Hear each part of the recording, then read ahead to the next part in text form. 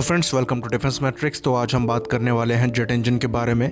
Different types को समझने की कोशिश करेंगे, फिर बात करेंगे कावेरी इंजन के बारे में, और उसके बाद बात करेंगे फ्यूचर में डीआरडीओ और रोल्स रॉयस के इंजन के बारे में, जो कि बन सकता है और इंडिया के फ्यूचर प्लेटफॉर्म्स को पावर कर सकता है। साथ ही साथ डिस्कस करने की कोशिश करेंगे कि जेट इंजन को बनाना इतना मुश्किल क्यों है।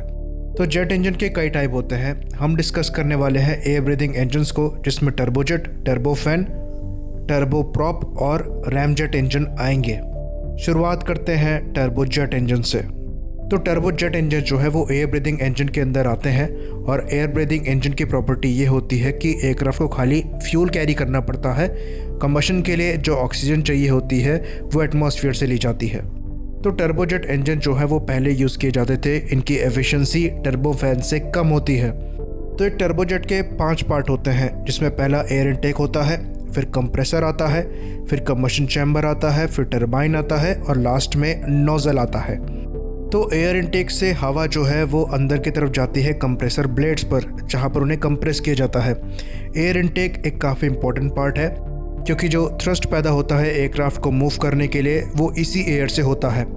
तो ये जो एयर ली जाती है ये हमेशा सबसोनिक में रहती है। भले ही आपका एयरक्राफ्ट सुपरसोनिक स्पीड पे फ्लाई कर रहा हो, तो कोई भी स्पीड पर सबसोनिक एयर ही जाए इंजन में, इसके लिए जो एयर इनटेक होते हैं उसमें डिफरेंट तरह की अरेंजमेंट्स होती है। कहीं पर इनटेक रैम्प्स लगाए जाते हैं, जैसे कि SU-27, F-15 और F-22 में है। कहीं पर इनलेट कोन्स होते हैं, जैसे कि MiG-21 में है, SR-71 में है, और कई जगह ये हाफ कोन्स होते हैं, जैसे कि मिराज 2000 में है। और आजकल जो सबसे मॉडर्न है वो DSI है, यानी कि डाइवर्टरलेस सुपरसोनिक इनलेट्स, जिनकी जो अरेंजमेंट है वो काफ़ी सिंपल होती है, और साथ में वो इंजन के ब्लेड को भी छुपाने का काम करते हैं, और जो RCS है उसको भी कम करते हैं। तो जब एयरक्राफ्ट सुपरसोनिक स्पीड पे फ्लाई कर रहा होता है, तो जो सुपरसोनिक एयर इंजन के इनटेक में जाने वाली होती है वो इस अरेंजमेंट से टकराकर सबसोनिक बन जाती है, और इंजन को सबसोनिक एयर ही मिलती है। तो ये पहली स्टेज हो गई आपकी एयर इनटेक। दूसरी स्टेज कंप्रेसर है। तो जो कंप्रेसर है वो इंजन का पार्ट होता है, और इसका काम होता है कि जो सबसोनिक एयर आई है उसको कंप्रेस करना, यानी कि स्क्वीज़ करना और छोटे स्पेस में रखना। तो कंप्रेस करने से क्या होता है, प्रेशर बढ़ता है और टेम्परेचर बढ़ता है, क्योंकि जो एयर के मॉलिक्यूल्स दूर दूर होते हैं आप उन्हें फोर्सफुली पास करते हैं, जिसकी वजह से वो एनर्जी को रिलीज़ करते हैं हीट के फॉर्म में, तो उनका टेम्परेचर बढ़ता है। तो ये जो कंप्रेसर है ये घूमता है टरबाइन की मदद से, जिसको हम आगे समझेंगे कैसे। तो कंप्रेसर स्टेज में डिफरेंट स्टेजेस होती हैं, डिफरेंट ब्लेड्स होते हैं, और जैसे जैसे स्टेज आगे बढ़ती जाती है जो एरिया है वो कम होते चला जाता है, यानी कि जो एयर का प्रेशर है वो काफ़ी ज़्यादा हो जाता है, और एयर और भी ज़्यादा कंप्रेस हो जाती है, तो उसका टेम्परेचर भी बढ़ जाता है। और उसके बाद जो कंप्रेस्ड एयर है वो जाती है कंबशन चैम्बर पे। तो कंबशन चैम्बर की जो अरेंजमेंट है वो ऐसी होती है कि उसमें एयर के पास होने के लिए भी होल्स होते हैं, और माइक्रो होल्स यानी कि छोटे छोटे होल्स होते हैं फ्यूल को डालने के लिए, जो कि आपका ATF होता है, यानी कि एविएशन टरबाइन फ्यूल। तो जो आपकी हाई प्रेशर एयर है जिसे कंप्रेस करके डाला गया है वो पहले ही गर्म होती है, और उसमें जैसे ही फ्यूल पड़ता है कंबशन चालू हो जाता है, और कंबशन के चालू होते ही जो मॉलिक्यूल्स पास आ रखे होते हैं वो वॉलेंटली काफ़ी दूर जाते हैं, यानी कि एक्सपेंड करने की कोशिश करते हैं। तो ये जो एक्सपेंशन स्टेज है ये चौथी स्टेज में होती है, यानी कि जहाँ पर टरबाइन लगा रखी है। तो ये जो कंप्रेस्ड एयर कंबशन के बाद बाहर निकलने की कोशिश करती है हाई प्रेशर से, ये इस टरबाइन से होकर निकाली जाती है। तो टरबाइन स्टेज में भी कई सारे रोटेटिंग ब्लेड्स होते हैं, और उनके बीच में एयर फॉइल की शेप होती है। तो जब ये एयर हाई प्रेशर में एयर फॉइल की शेप से टकराती है तो ये टरबाइन को घुमाती है। तो ये जो टरबाइन है ये ऐसे रोटेट करती है।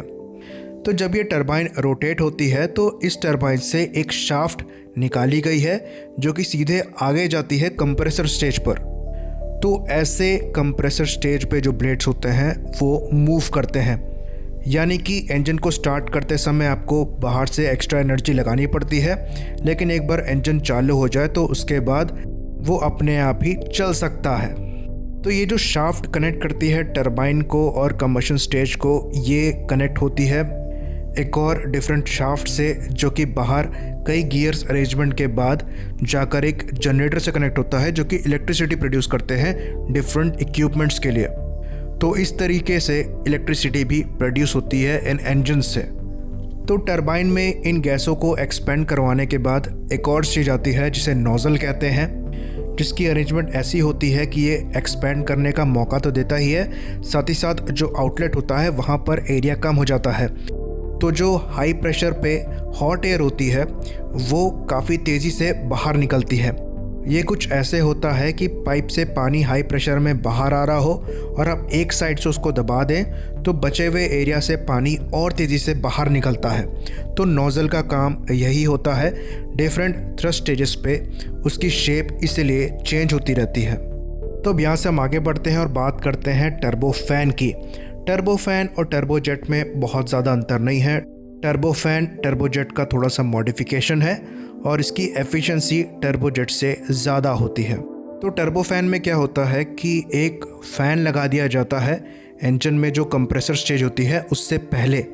इसमें कंप्रेसर स्टेज भी दो तरह की होती है, पहले लो प्रेशर होती है, उसके बाद हाई प्रेशर होती है। साथ में यहाँ पर दो टरबाइन की भी स्टेजेस होती हैं, हाई प्रेशर टरबाइन और फिर लो प्रेशर टरबाइन। तो ये जो फ़ैन लगता है कंप्रेसर के आगे, ये भी घुमाया जाता है उसी शाफ्ट से जो कि टरबाइन से कनेक्ट होती है। तो ये फ़ैन घूमता है और जो एयर इनटेक होती है उसे बाईपास कराता है कंप्रेसर चैम्बर के ऊपर से। तो आपने टर्म सुना होगा low bypass ratio, high bypass ratio. तो वो यही बाईपास एयर का रेशियो होता है कि कितनी एयर आपकी अंदर गई, कितनी बाईपास हुई। तो जो हाई थ्रस्ट टर्बोफैन्स होते हैं वो लो बाईपास टर्बोफैन्स होते हैं। तो आजकल जितने भी जेट इंजन फाइटर एयरक्राफ्ट में यूज़ होते हैं वो टर्बोफैन्स होते हैं लो बाईपास रेशियो के। तो सबसोनिक स्पीड में उनमें ज़्यादा एफिशिएंसी होती है। तो ये जो ट्रांसपोर्ट एयरक्राफ्ट होते हैं ये हाई बाईपास रेशियो वाले टर्बोफैन्स को यूज़ करते हैं और इनमें आफ्टर बर्नर्स नहीं होता है। तो अब जब आपको बेसिक प्रिंसिपल एक जेट इंजन का समझ में आ गया है तो ये क्वेश्चन उठता है कि जब हमें मालूम है कि जेट इंजन कैसे काम करता है तो हम जेट इंजन बना क्यों नहीं पा रहे हैं। तो जेट इंजन में जैसे कि हमने देखा डिफरेंट स्टेजेस होती हैं, डिफरेंट ब्लेड्स होते हैं और वो डिफरेंट टेम्परेचर पे काम करते हैं। तो जैसे कि हमने टरबाइन स्टेज को देखा कि वो काफ़ी हाई टेम्परेचर में रोटेट करते हैं। साथ में जो ब्लेड्स होते हैं उनके बीच में गैप काफ़ी कम रखा जाता है कि प्रेशर बना के रखा जा सके। तो इतने हाई टेम्परेचर में जब आपके टरबाइन ब्लेड्स आते हैं तो उनके मटेरियल की जो प्रॉपर्टीज़ है वो अफेक्ट होती है। उदाहरण के लिए एक लोहे को ही ले लीजिए, अगर उसे आप काफ़ी गर्म करके यूज़ करेंगे तो उसकी जो शेप है वो कुछ समय बाद चेंज हो जाएगी। यहाँ पर ब्लेड्स के बीच में गैप इतना कम रहता है कि अगर थोड़ी भी शेप चेंज हो जाए तो वो परफॉर्मेंस को अफेक्ट करेगी या पूरे इंजन फेलियर का कारण बन सकती है। तो टरबाइन ब्लेड्स आपको ऐसे चाहिए जो कि ये हाई टेम्परेचर को काफ़ी लंबे समय तक झेल सके। तो एक अच्छे इंजन की जो सर्विस लाइफ है वो बताई जाती है 4000 से 6000 घंटे की।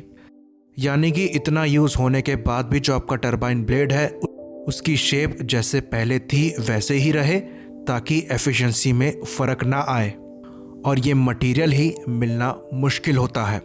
तो बेसिकली जो मटेरियल यूज़ किया जाता है वो इनकॉनेल और निमोनिक होता है।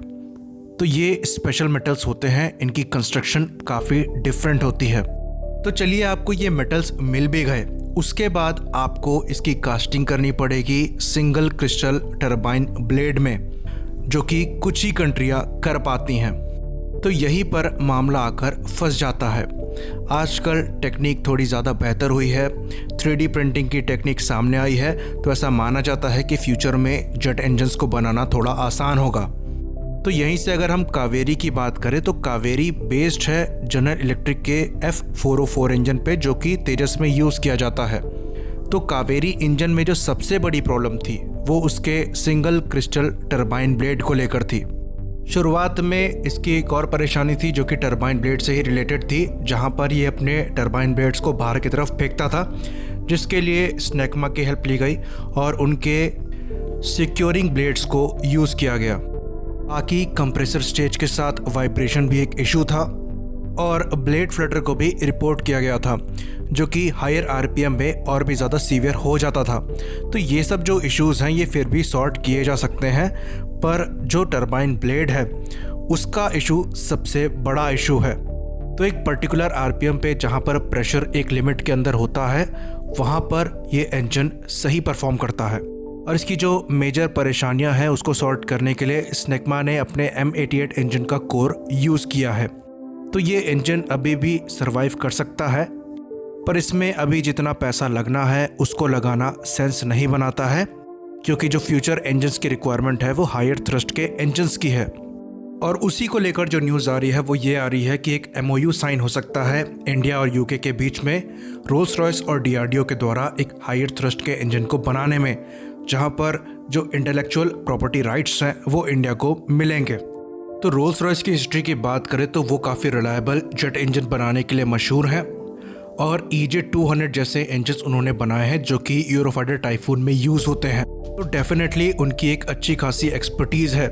साथ ही साथ इंडिया को भी काफ़ी एक्सपीरियंस मिला है कावेरी प्रोग्राम से, जो कि इस इंजन डेवलपमेंट में यूज़ किया जाएगा। तो एडाप्टिव साइकिल इंजन की भी बात चल रही है जो कि आजकल यूज़ किए जाते हैं।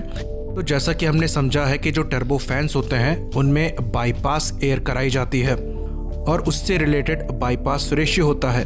ज़्यादा थ्रस्ट वाले जो इंजन होते हैं उनमें बाईपास रेशियो कम होता है, और जो ज़्यादा एफिशिएंट इंजन होते हैं उनमें बाईपास रेशियो हाई होता है। तो एडाप्टिव साइकिल इंजन्स में इसी बाईपास रेशियो को चेंज किया जा सकता है। तो इसमें आपको दोनों चीज़ मिलती है, हायर थ्रस्ट और हायर एफिशिएंसी। तो फ्यूचर के जो इंजन हैं उसमें एडाप्टिव साइकिल को यूज़ किया जाएगा, और हो सकता है कि जो इंजन डेवलपमेंट में आए वो एडाप्टिव साइकिल को यूज़ करता हो। इसी बात पर इस वीडियो को ख़त्म करते हैं। लाइक करिए, सब्सक्राइब करिए। जय हिंद।